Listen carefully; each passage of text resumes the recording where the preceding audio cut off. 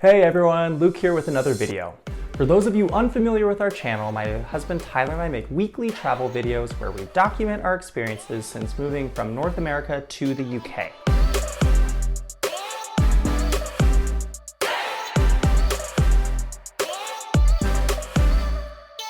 If you watched our last video, you'll know that we had just begun to embark on our 4-week journey around Scotland.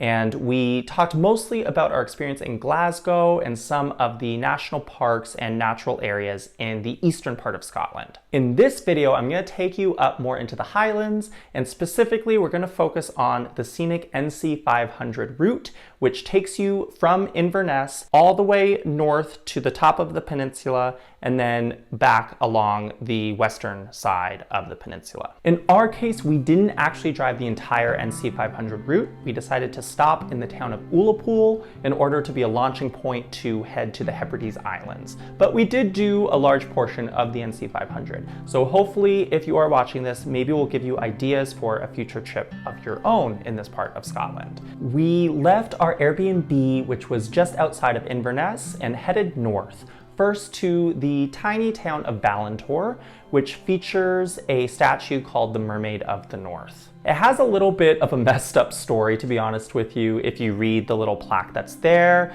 It's a little bit strange and kind of not really congruent with a lot of values that we have in the modern world, but it's still a pretty statue and pretty scenery to enjoy. After this, we proceeded to the picture-perfect cute little town of Dornoch. This is what I have in mind when I think of cute Highlands towns. So if you're looking for a place to stay in the Highlands, this would be one that I would consider staying in if I were to come back to do this drive.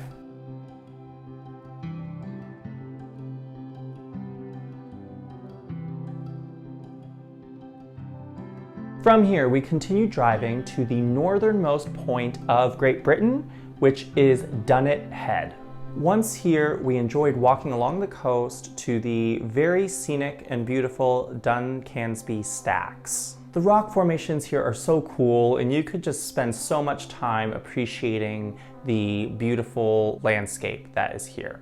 So a really great way to finish off the day before we proceeded to our campsite, which was in the nearby John O'Groats. The following morning, we began our day in John O'Groats, which is in the northeastern part of the peninsula, and made our way driving along the north coast west towards Sango Bay. Along the way, we made a number of stops. The first one was we went to the town of Thurso, where we just kind of got some food and walked around the town a little bit. Another place that we stopped was the beautiful Farr beach, where we enjoyed just walking on the water and enjoying the different rock formations that are here. From here, we continued west until we reached Smoo Cave, which is this beautiful limestone cave complex that is near the town of Inverness. Access to the cave complex itself is free, but if you want to do a small boat ride tour into the sea cave, you can pay for a guided visit for that. We were happy enough to just walk down into the cave area because there are really pretty cave formations, like land cave formations, and then you can also walk closer into the sea cave, and there's a platform that you can see this beautiful waterfall that is inside this cave.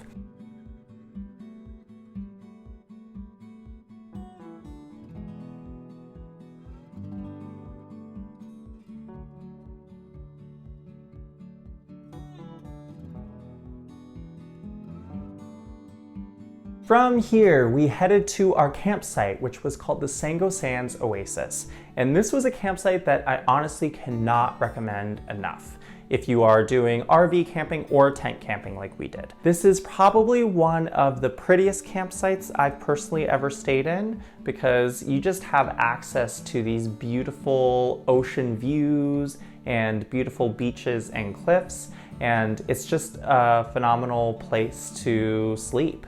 And if that weren't enough, it also has an excellent fish and chips place that is within walking distance.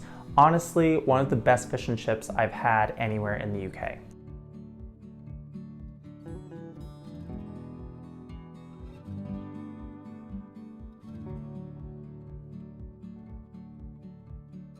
The next day was our final day on the NC500. We decided that we wanted to do a hike this day, so we proceeded to a trail that is just outside the town of Loch.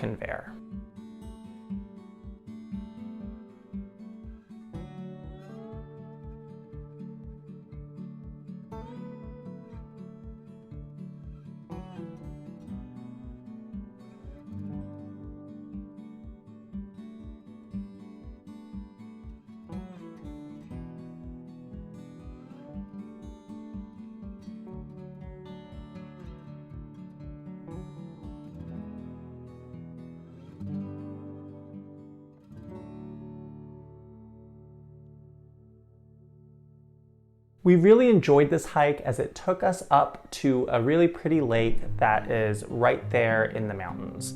And we just enjoyed taking our time and just appreciating these views that you get from up here.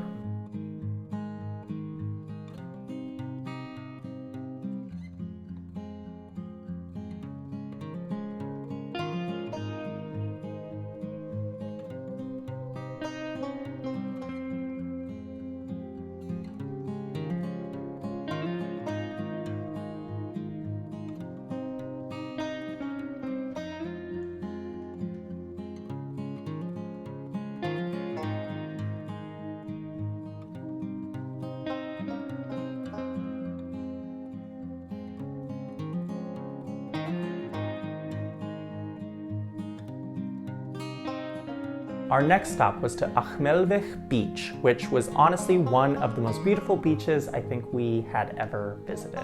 Really stunning beach, and we were really pleasantly surprised how many stunning white sand beaches that Scotland has. It was just a really great experience. We also enjoyed this area because there are beautiful cliffs that you can walk along to get some higher views of the beaches.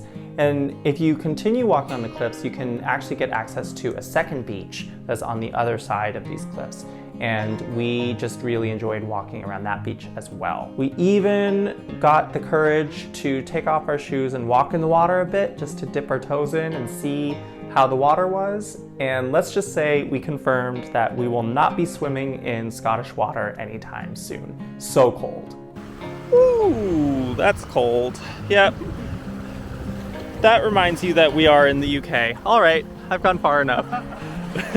From here, we continued our journey south along the western coast when we happened to notice on the side of the road some beautiful castle ruins that we decided to stop and check out.